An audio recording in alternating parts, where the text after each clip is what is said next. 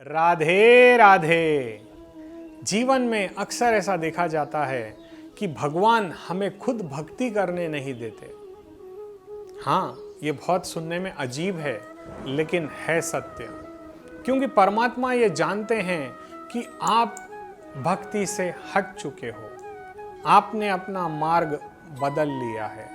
यही हमारी सबसे बड़ी भूल है कि हम ये जीवन को अपना मान बैठे हैं, इस संसार की समस्त वस्तुओं के स्वामी बन गए हैं, जबकि इसका स्वामी परमात्मा है।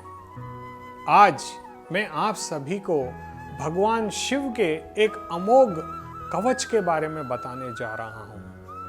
अक्सर ऐसा होता है कि लोग काफ़ी आते हैं, कई बार लोग जब मिलने आते हैं तब बोलते हैं, गुरुजी हम दान करते हैं, धर्म करते हैं, पुण्य करते हैं, यज्ञ करते हैं, परंतु हमारे जीवन में हम बहुत दुखी हैं। हमारा मन काफ़ी विचलित रहता है, न परिवार से हमें सुख प्राप्त हो रहा है, न हमारे पास धन धान्य की पूर्ति हो रही है। हमसे ऐसी भूल हो गई कि हम हमारे जीवन में इतने दुखी है। इस जन्म में तो हमने जानबूझकर ऐसा कोई कार्य नहीं किया जिससे हम दुखी रहें, परंतु पता नहीं क्यों उस गोविंद ने हमारी ही क्यों परीक्षा ले रहा है। हम भक्ति मन से करते हैं, उसकी शरण में भी रहते हैं, परंतु दुखी हैं। क्या इसका कारण हो सकता है? इसका बहुत सरल कारण है कि हम परमात्मा से बुद्धि से जुड़े हैं, मन से नहीं। आज इस छोटी सी कथा के माध्यम से हम आपको आज एक ऐसा दिव्य उपाय बताने जा रहे हैं। मैं उपाय इसीलिए कह रहा हूँ क्योंकि आज के युग में क्या है, लोगों को तत्काल में पुण्य चाहिए, तत्काल में भगवान कुछ नहीं मिलता, आपको सेवा करनी होती है। जैसा देखिए, जब आप अपने माता पिता की सेवा करते हैं तो आपको उनकी प्रॉपर्टी मिलती है। आजकल तो सेवा न करें तो कोर्ट आपको वो भी प्रॉपर्टी नहीं दे सकता है। आजकल तो ये नया बहुत अच्छा रूल पास हो गया है हमारे वृद्ध लोगों के लिए। क्योंकि मैं अक्सर देखता हूँ आज के युग में वृद्धाश्रम भरते जा रहे हैं, अनाथ आश्रम भरते जा रहे हैं, परंतु व्यक्ति के मन का परिवर्तन नहीं हो रहा है। आज हमें अपने मन का परिवर्तन करना होगा। हमें अपने आप को भगवान के श्री चरणों में समर्पित करना होगा, मन से, बुद्धि से नहीं। वहाँ पर आपकी बुद्धिमत्ता काम नहीं आएगी। देखिए, जिस परमात्मा ने आपको बनाया है, आपकी सृष्टि की है, हम उसको अपनी ट्रिक से हासिल नहीं कर सकते, प्रेम के वशीभूत हो सकते हैं। भगवान के किसी भी भक्त का चरित्र यदि आप पढ़ते हैं तो आपको यही दिखाई देगा कि भगवान प्रेम से प्राप्त हो सकते हैं, छल से बिल्कुल नहीं प्राप्त हो सकते। और आज यदि आपके भी जीवन में आपको ऐसा लगता है कि आपने सारे उपाय कर लिए और जीवन में कहीं कोई उजाले की किरण आपको नहीं मिल रही है, समस्त जीवन यदि आपका अंधकारमय आपको लगता है, तो इस परम दिव्य गोपनीय स्तोत्र को आज हम आपको बताने जा रहे हैं। लेकिन सावधान, इस स्तोत्र को आप कभी किसी अभक्त को मत दीजिएगा, क्योंकि देखिए, अभक्त को देने का कोई अर्थ नहीं बनता जो आदमी परमात्मा को नहीं चाहता। और दूसरी बात, इस स्तोत्र की महिमा यह है कि ये खुद को पढ़ना है। मेरी समस्त माताओं और बहनों से ये निवेदन है कि कृपया आप पढ़ के इसका पुण्य फल किसी और को ना दें। मेरी समस्त माताएं बहनें क्या करती हैं कि इसका पारायण करती हैं और कहती हैं कि इसका पुण्य फल हमारे हस्बैंड को प्राप्त हो, मेरे पति को प्राप्त हो, मेरे बच्चों को प्राप्त हो। ऐसा नहीं होगा। क्यों नहीं होगा? कि कारण यह है कि भक्ति स्वयं को करनी होगी। जीवन में जब तक भक्ति हम स्वयं नहीं करते तब तक हमारा भाग्योदय नहीं हो सकता। अक्सर ऐसा देखा जाता है कि मंदिरों में आपको कई कथाओं में महिलाओं की संख्या अधिक दिखेगी। हमारी माताएं, हमारी बहनें बहुत भक्तिमय होती हैं, परंतु उनके करने से परिवर्तन नहीं आता है। यदि पुरुष समाज भी भक्तिमय हो जाए, हर घर का पुरुष यदि भक्तिवान बन जाए, तो उसके घर में कभी कभी दरिद्रता नहीं आ सकती, कभी आरोग्य से संबंधित समस्याएं नहीं आ सकती। परमात्मा की कृपा से आपका जीवन सुखी रहेगा, समृद्ध रहेगा, लास्ट डे ऑफ लाइफ तक भी आप एक्टिव रहेंगे। ये बहुत आवश्यक है। देखिए, इसी को दर्शाते हुए हमें ब्रह्म वैवर्त पुराण के इस ब्रह्मखंड के 19वें अध्याय, मैं फिर से दोबारा कहता हूँ, ब्रह्म वैवर्त पुराण के ब्रह्मखंड में आपको 19वां अध्याय ये मिलेगा, भगवान शिव का दिव्य कवच। इस दिव्य कवच का नाम है संसार पावन कवच। संसार पावन कवच।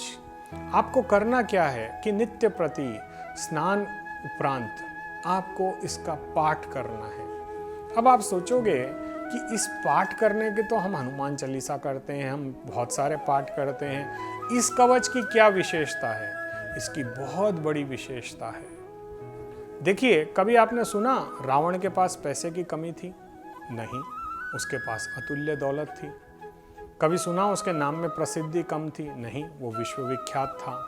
केवल उससे यही भूल हुई कि उसने माता सीता का हरण किया। उसी एक गलती की वजह से, उसके अहंकार की वजह से ही रावण का नाश हुआ है, वरना आज भी रावण जीवित होता, क्योंकि उसके जैसा महाज्ञानी कोई नहीं था, परंतु अहंकार ने उसको मार दिया। वैसे ही भगवान शिव के और एक भक्त थे, उनका नाम था बाणासुर। बाणासुर की कथा हम कभी आपको आगे सुनाएंगे। तो बाणासुर भी इतना शक्तिशाली था कि उसके नगर की सुरक्षा स्वयं भोलेनाथ करते थे। और ऋषियों में दुर्वासा ऋषि, जिससे सारा त्रिलोकी डरती थी, भगवान विष्णु तक उनसे डरते थे, उन दुर्वासा ऋषि भी पावरफुल हुए हैं इस संसार पावन कवच से, क्योंकि भगवान शिव ने केवल 3 लोगों को इस कवच के बारे में बताया है, जो आज मैं आप सबको बता रहा हूं। ये ब्रह्म वैवर्त पुराण से हमें प्राप्त हुआ है। और इस कवच की ये अद्भुत लीला है कि यदि कोई कितने भी कष्ट में क्यों ना हो, जीवन से यदि आप हताश हो चुके हैं, निराश हो चुके हैं, आपके जीवन में सुख सुविधा नाम मात्र को भी नहीं है, कर्ज में आप डूब चुके हैं, आपको कोई साथ नहीं दे रहा है, तो मेरा भोला बाबा अवश्य आपका साथ देगा। आपको करना क्या है कि आपको नित्य प्रति स्नान उपरांत आपको श्रद्धा पूर्वक इस संसार पावन कवच का पाठ करना है और इसको मन से करना है। देखिए, होता यह है कि अक्सर हम देखते हैं कि जब हम कुछ पढ़ रहे होते हैं, या तो हम जल्दबाजी में पढ़ते हैं, या बिल्कुल हमारा मन कहीं और होता है, ध्यान जो है पाठ की पुस्तक पर होता है। और ऐसा हमें पाठ करने से कभी इसका पुण्य अर्जित नहीं होगा। हमें उस समय अपने मोबाइल फोन्स को इत्यादि को समस्त को बाजू रख देना है और भगवान आशुतोष की शरण में रहते हुए इस दिव्य स्तोत्र का नित्य प्रति प्रातःकाल आपको पाठ करना है। मैं इसके बारे में आपको कम इसलिए बता रहा हूँ क्योंकि आप भी जा कर के इस ब्रह्म वैवर्त पुराण को अवश्य लाएं। इसमें ऐसे ऐसे गूढ़ रहस्य दिए गए हैं जो व्यक्ति अपने जीवन में यदि अपना ले तो उसके जीवन में कभी किसी भी प्रकार की कमी नहीं रहेगी। और इसे कैसे पढ़ना है, इसका क्या विधान है, ये इसी अध्याय 19वें अध्याय ब्रह्मखंड के 19वें अध्याय में इसका बहुत ही स्पष्ट रूप से वर्णन दिया गया है। ये आप स्वयं पढ़ें और अगर आपको अच्छा लगे तो दूसरों को भी प्रेरित करें, क्योंकि हम जब किसी का भला करते हैं तो हमारा लाभ होता है। भगवान की भक्ति का जितना आप प्रचार प्रसार करेंगे, जितना लोगों को इसके बारे में ज्ञान देंगे, उतना ही आपका भाग्योदय होगा। और इसके साथ साथ आपको ये करना है कि नमकम चमकम रुद्राभिषेकम, नमकम चमकम रुद्राभिषेकम, आपको इसकी पुस्तक बाहर मिल जाएगी, वरना आजकल तो सोशल मीडिया इतना पावरफुल है, आप इसका लिंक यूट्यूब से भी ले सकते हैं। ये करीब करीब 1 घंटे की पूजा है। आपको करना क्या है कि सबसे सर्वश्रेष्ठ लिंग होता है पारे का शिवलिंग। रावण पारे के शिवलिंग की पूजा करता था, लेकिन पारा शुद्ध होना चाहिए, अशुद्ध पारा काम नहीं आएगा। आपको किसी अच्छे गुरु से एक शुद्ध शिवलिंग, पारे का शिवलिंग प्राण प्रतिष्ठित करवाना है और उसकी शुद्धि हो, ये आप विशेष ध्यान रखिएगा, क्योंकि अशुद्ध रहेगा तो वो आपको फल नहीं दे पाएगा। जितना ज़्यादा शुद्ध पारा होगा, क्योंकि देखिए सनातन पद्धति द्वारा जब पारे का शिवलिंग का निर्माण होता है तो वो घट हो सकता है, ठोस हो सकता है, लेकिन किसी परिचित से ही इसे अवश्य प्राप्त करें। आपको करना क्या है कि प्रत्येक सोमवार के दिन और महीने में 2 बार त्रयोदशी आती है, त्रयोदशी के दिन और सोमवार के दिन आपको भगवान शिव का नमकम चमकम रुद्राभिषेक करना है और इस अभिषेक को श्रद्धा पूर्वक भगवान के पंचाक्षर मंत्र ओम नमः शिवाय, ओम नमः शिवाय, इसका उच्चारण करते हुए आपको भगवान शिव का अभिषेक करना है। अभिषेक होने के उपरांत भगवान को अच्छी तरह सजा करके भगवान की आरती गाएं, भगवान को नैवेद्य भोग अर्पित करें। इसके साथ साथ इसके बाद आप बैठ करके श्रद्धा पूर्वक इस कवच का पाठ करें, संसार पावन कवच। इसका पारायण करने से आपके करोड़ों जन्मों के करोड़ों पाप नाश हो जाएंगे। जीवन में जब आपके पाप बचेगा नहीं तो फिर बचेगा क्या? केवल पुण्य। और जब व्यक्ति के जीवन में पुण्य होता है तब सभी मांगलिक कार्य उसके घर में होते हैं, उसे सभी सुख सुविधाएं प्राप्त होती है, भगवान शिव की विशेष कृपा प्राप्त होती है। ये हमारे लिए परम आवश्यक है। यदि हम अपने मन को उस भोलेनाथ के समर्पित कर दें और जीवन के समस्त सुखों का आनंद यदि हम चाहते हैं, तो जैसे रावण ने किया था, जैसे बाणासुर ने किया था, जैसे दुर्वासा जी ने किया था, जैसे शुक्राचार्य जी ने किया था, इन सबको ऐसी ऐसी दिव्य विभूतियाँ, ऐसी ऐसी दिव्य शक्तियाँ प्राप्त हुई केवल तपस्या से, केवल अपना मन भोलेनाथ में अर्पण करने से। तो क्या आपके जीवन में आपको ऐसी उपलब्धियां प्राप्त नहीं हो सकती? क्योंकि जिसने भगवान को पा लिया उसके लिए त्रिलोकी में ऐसी कौन सी चीज है जो असंभव हो जाए। लेकिन आप अपने मन से जुड़ते नहीं हैं। परमात्मा को केवल दिखावे से पूजा करने से आपको कृपा प्राप्त नहीं होगी। वो बोलते हैं ना, जैसे हम दवा, जैसे मान लीजिए आपको कभी आरोग्य से संबंधित बुखार इत्यादि आ जाता है तो हम क्या करते हैं, जाकर के डॉक्टर्स के पास से दवाई लेकर के आते हैं। क्या वो दवाई आपका डॉक्टर खाता है या आप स्वयं उस दवाई को खाते हैं? आप स्वयं खाते हैं। क्यों? क्योंकि आप वो दवा खुद जब खाओगे तभी आपका आरोग्य ठीक होगा।